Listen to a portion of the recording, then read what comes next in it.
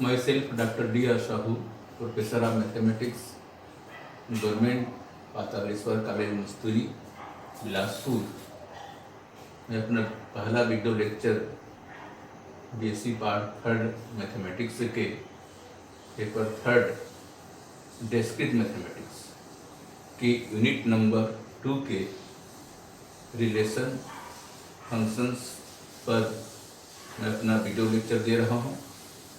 तो सबसे पहले हमें रिलेशन को स्टडी करना है। रिलेशन क्या होता है हमें सबसे पहले देखना है। Relation, in order to express the relation from a set A to the set B, we always need a statement which connects the elements of the set A to the element of set B। अर्थात relation को व्यक्त करने के लिए set ए से set B पर हमें हमेशा एक स्टेटमेंट की आवश्यकता होती है जो समुच्चय ए के एलिमेंट को समुच्चय बी के एलिमेंट से कनेक्ट करता है। अर्थात इसमें हम दोनों का एलिमेंट लेंगे, सेट और सेट बी को, और किसी निश्चित नियम वह है स्टेटमेंट, इसको हम कथन कहते हैं, इसके माध्यम से दोनों के एलिमेंट को कनेक्ट करेंगे। तो सबसे पहले बाइनरी रिलेशन के बाद बाइनरी रिलेशन में एक्सप्लेन कर रहा हूँ। पहले डेफिनेशन देखते हैं। Let A and B be the two non empty set. A relation from the set A to the set B is a subset of A cross B and is denoted by R. अर्थात यदि ए और B कोई दो non empty set है और एक relation होता है सेट ए से सेट बी पर, वह ए और बी के कार्टेशियन प्रोडक्ट का सबसेट होता है और हम इसे कैपिटल आर से डिनोट करते हैं। ये जो रिलेशन होता है सेट ए से सेट बी पर, यह हमेशा यह ए क्रॉस बी का सबसेट होता है।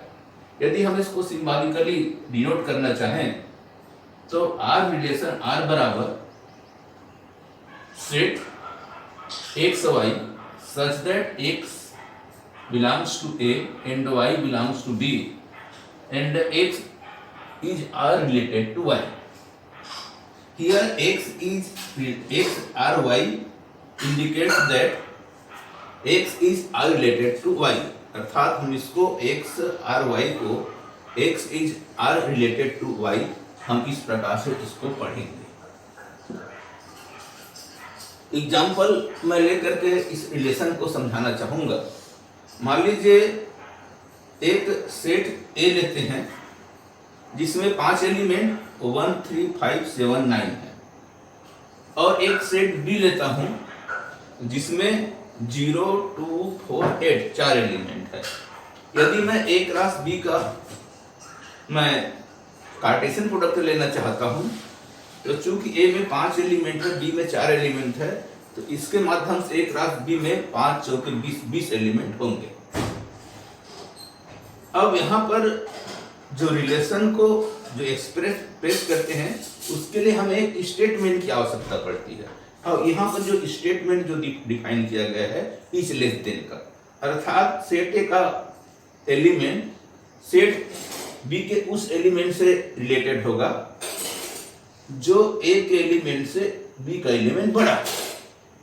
चूंकि यहाँ पर लेस देन का रिलेशन, अर्थात सेट ए का एलिमेंट सेट बी के एलिमेंट से छोटा होना चाहिए। इस प्रकार से हम देखते हैं जहां पर R is a relation that is a set 1 2 1 2 से छोटा है, 1 4 से भी छोटा है तो 1 4 हो गया, 1 है 8 से भी छोटा है तो 1 8 से रिलेटेड हो गया, 3 है यह 4 से रिलेटेड है तो ये 3 4 हो गया, 3 है ये 8 से रिलेटेड है, यहाँ पर 3 8 हो गया, 7 है ये 8 से रिलेटेड है, 7 8 हो गया।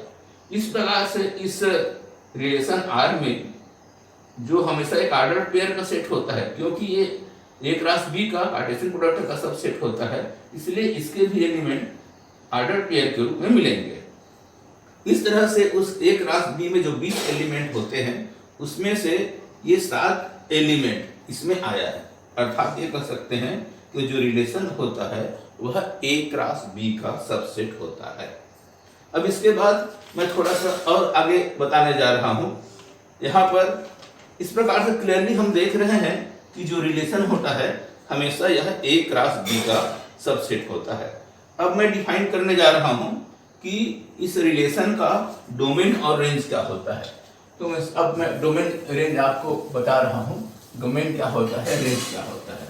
जैसे कि रिलेशन हमेशा एक सेट होता है ऑर्डर्ड पेयर का, तो उसमें जितने भी फर्स्ट एलिमेंट का जो सेट होगा, फर्स्ट कोऑर्डिनेट का सेट होगा रिलेशन का, तो उसको हम डोमेन कहते हैं। और उसमें जो सेकंड एलिमेंट का जो सेट लेंगे वह उसका रेंज कहलाएगा। तो domain and range of A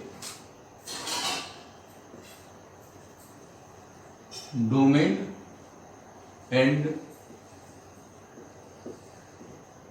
range of A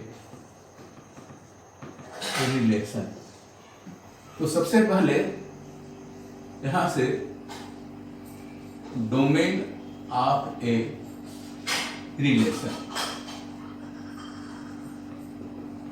domain of जो रिलेशन होते हैं यह डी आर से हम इसको डिनोट करेंगे। डी कैपिटल आर रिलेशन का है, तो दैट इज ये हो जाएगा domain of R, domain of R. ये क्या होता है, यह एक सेट होता है किसका, फर्स्ट कोऑर्डिनेट का, x such that x y belongs to R, x y belongs to R,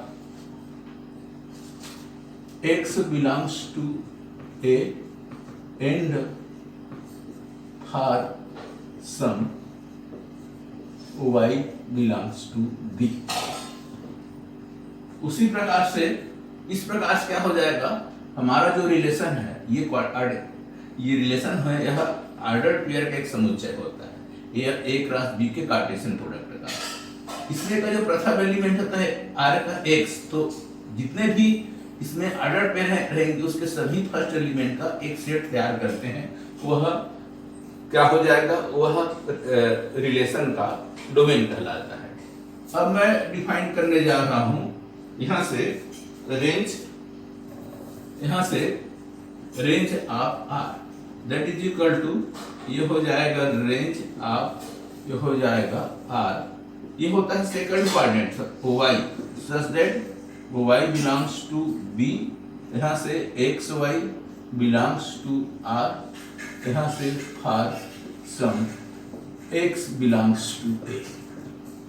इस प्रकार से ये क्या हो जाएगा, यहां पर हमने ये रेंज को भी डिफाइन कर दिया। अब देखते हैं कि इनवर्स रिलेशन क्या होता है, आगे चल के इसका उपयोग होगा। यहां से inverse relation, let R be A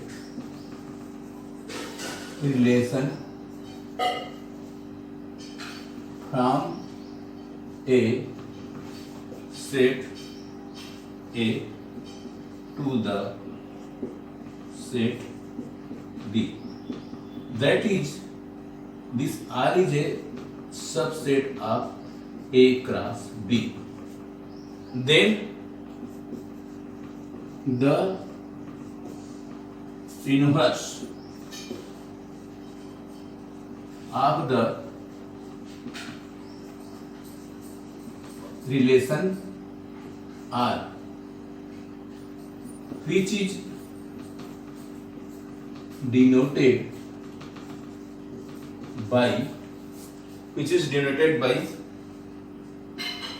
R inverse is a subset of B cross A। जो R इनवर्स हो जाएगा यह B क्रॉस A का सबसेट हो जाएगा, अर्थात R inverse is relation from the set B to the set A।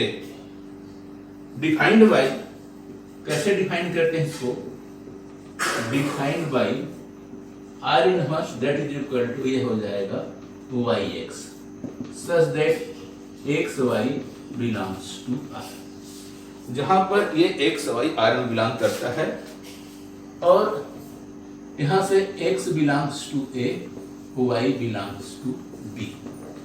ये हो जाएगा इस प्रकार से। अर्थात यदि R कोई रिलेशन है सेट A से सेट B पर, तो उसका जो इनवर्स होता है R inverse, that is a relation from B to A, that is R is a subset of A cross B, R inverse is a subset of B cross A। अर्थात जो set A relation R में जो प्रत्येक order pair का जो समुच्चय होता है, उसमें ऑर्डर पेयर के क्रम को चेंज कर देते हैं। अर्थात यदि सेट रिलेशन R में पहला कोऑर्डिनेट x है, दूसरा कोऑर्डिनेट y है, तो उसका इनवर्स में सेकेंड कोऑर्डिनेट फर्स्ट कोऑर्डिनेट हो जाएगा और फर्स्ट कोऑर्डिनेट यहाँ पर सेकेंड कोऑर्डिनेट हो जाएगा। यहाँ पर यदि हम इसी को एक एग्जाम्पल लेकर के भी बता सकते हैं, या हम ऐसे कर सकते हैं दैट इज इक्वल टू, यहाँ से रेंज ऑफ R इनवर्स बराबर ये हो जाएगा डोमेन ऑफ R, और डोमेन ऑफ R इनवर्स बराबर हो जाएगा, यहाँ से हो जाएगा ये रेंज ऑफ R। अर्थात इसका जो रेंज होता है रिलेशन R का, वह R इनवर्स का डोमेन हो जाएगा, और R इनवर्स का जो डोमेन होगा वह R का रेंज आपस में बदल जाएगा। इसको मैं एग्जाम्पल के रूप में लेकर के मैं समझा रहा हूं इसको।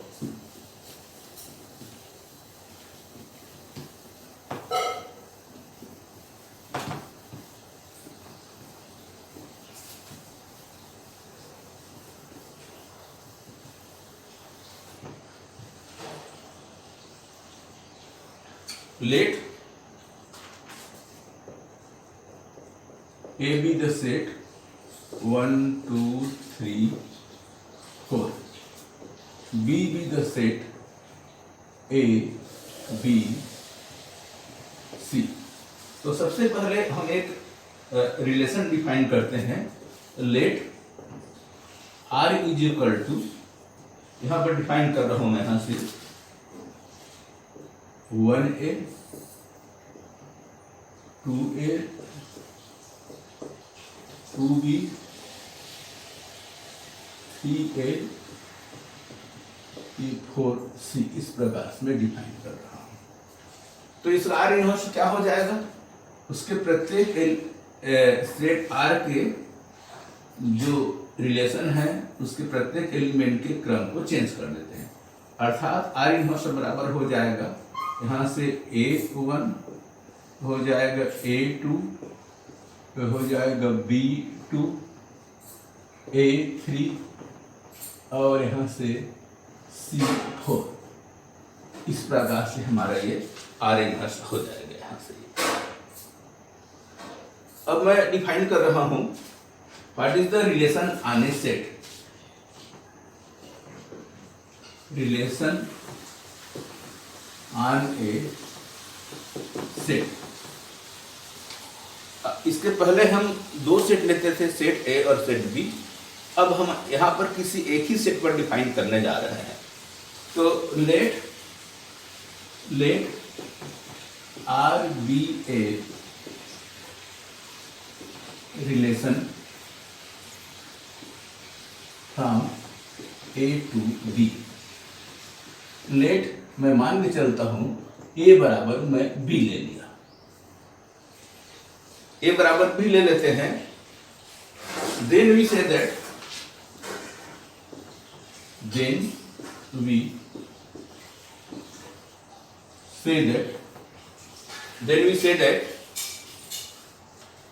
R is a relation, R is a relation on a set A। अब यहां पर केवल रिलेशन को हम सेट A पर है ऐसा बोलेंगे। दैट इज इक्वल टू, हम इसको लिख सकते हैं R is a subset of A cross A। अब ये जो रिलेशन होता है A क्रॉस A का सबसेट हो जाएगा। लेट एग्जांपल के लिए मैं ले रहा हूं, लेट A बराबर 2, 3, 4, 5, 6, ये एक सेट ले लिया 2 3 4 5 6 एंड एक रिलेशन लेते हैं A is related to B and only E. A divides B. A divides B. अर्थात हमें ये देखना है कि कौन कौन से एलिमेंट ए ऐसा कौन एलिमेंट ए है जो बी को डिवाइड करता है। तो उसका एक ऑर्डर पेयर बनेगा, उससे हम एक रिलेशन मिल जाएगा। इसको मैं डिफाइन करूं, आर बराबर हो जाएगा यहाँ से ये, जैसे ये 2 होता है तो स्वयं 2 को डिवाइड करेगा, ये 2 होता है 4 को डिवाइड करता है, और 2 होता है ये 6 को डिवाइड करेगा, 3 है ये 3 को डिवाइड करता है, और 3 है ये 6 को डिवाइड करेगा। यहाँ से 4 डिवाइड करता है 4 को, 5 डिवाइड करता है 5 को, और 6 डिवाइड करता है 6 को। तो therefore here we have taken only one set A, और सेट A के एलिमेंट पर ही हम एक रिलेशन R को डिफाइन करते हैं।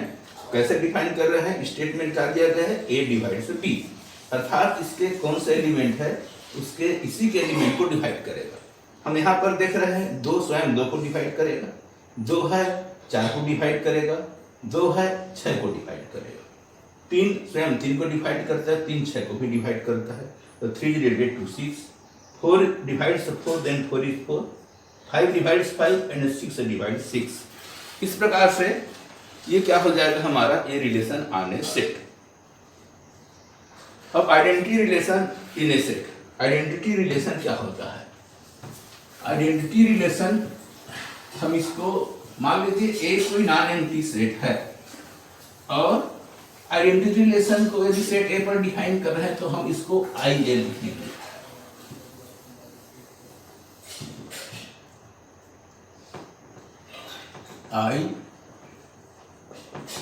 Identity relation on a set. Let A B a non empty set. माना कि एक हमारा एक कोई नॉन एम्प्टी सेट है, दे and I A B a relation. I A हमारा एक रिलेशन है ए पर इन ए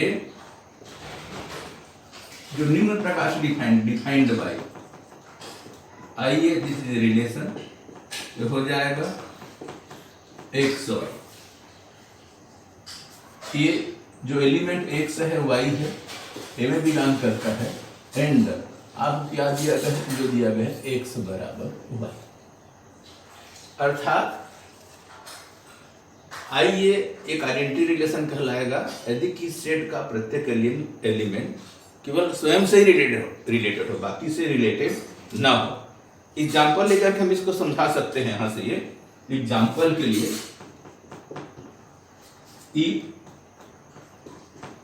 ए is equal to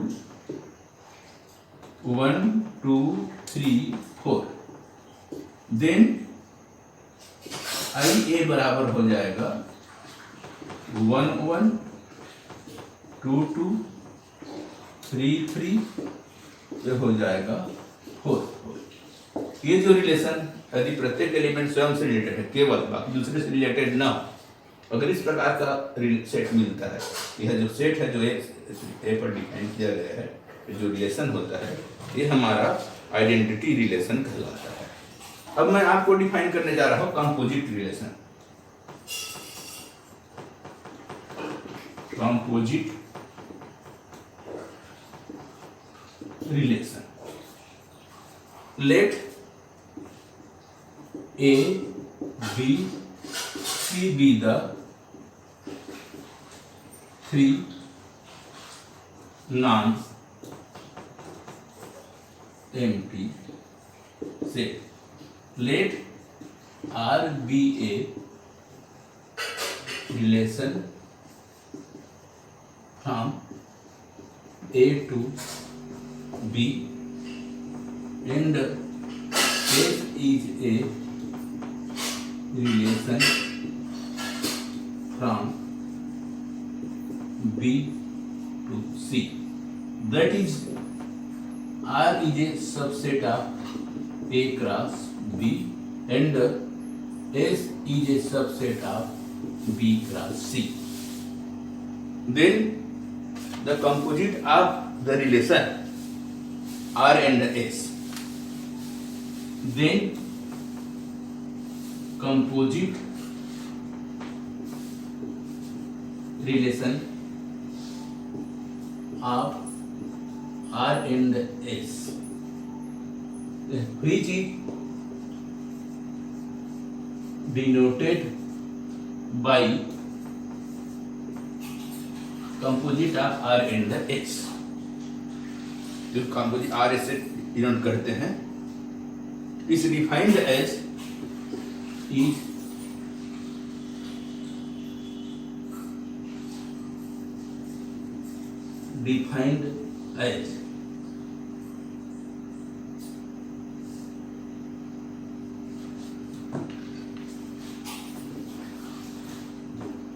R and S, composite of relation R and S, which is defined by composite of R and S is a relation from A to C and is defined as. हम इसको निम्न प्रकार से define कर रहे हैं.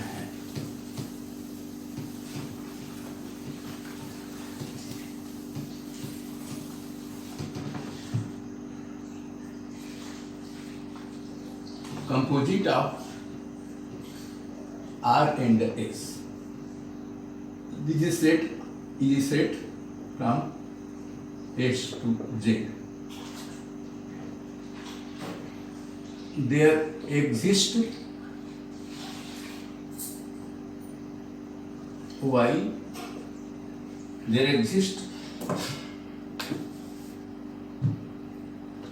some element Y belongs to B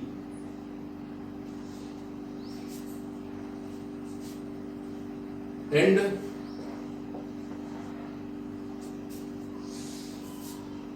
XY belongs to R or YZ belongs to X, where X belongs to A, Z belongs to C. इस प्रकार से हम देख रहे हैं कि composite of R and S, हम क्रम S को R लिखते हैं. ये क्या हो जाएगा, चूंकि ये डिफाइन किया गया है सेट A से सेट C पर होता है, तो पहले एलिमेंट हम A कर लेंगे और दूसरे एलिमेंट C कर लेंगे. चूंकि A से B या B से C जा रहा है, यहाँ पर हमारे पास कुछ एलिमेंट Y का अस्तित्व B में ऐसा होना चाहिए कि X अभी R में बिलोंग करेगा, YZ S में बिलोंग करेगा. अब इसको मैं डायग्रामेटिक अगर रिप्रेजेंट करना चाहता हूँ, मान लीजिए एक मेरा सेट A है, एक मेरा ये सेट B है, एक मेरा सेट C है. ये हो जाएगा A, ये हो जाएगा B, ये हो जाएगा C. यहाँ से ये हमारा R हो गया, ये हमारा हो जाएगा S. अब यहाँ से ये जो रिलेशन है A टू C, ये कहलाता है composite of R and S. यहीं पर एक थ्योरम हमको प्रूव करते हैं. मैं इसको केवल बता भर देता हूँ. यहाँ पर मैं कंपोजिट रिलेशन में आपको एक्सप्लेन किया हूँ. अब यहाँ पर एक थ्योरम आता है, इसी में ये होता है कंपोजिशन